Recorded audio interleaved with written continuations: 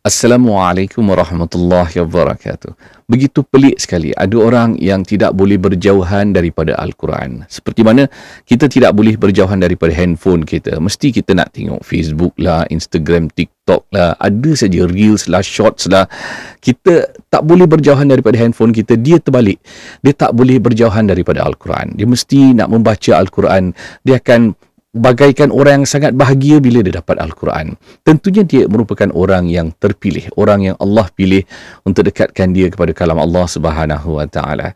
Mungkin kerana cintanya dia pada Al-Quran, dia rasa benda-benda lain tidak akan menghiburkan dia, tapi dia nak Al-Quran. Kita pula, kita pegang handphone, mungkin dalam handphone kita ada Al-Quran, tapi kita tengok Al-Quran, kita sekejap je. Mungkin satu lembar, mungkin satu ayat. Kita lebih senang dengan Facebook, dengan Instagram dan sebagainya. Moga Allah lembutkan hati kita, jadikan kita juga orang yang cinta kerana Al-Quran dan dekat dengan mushaf Al-Quran.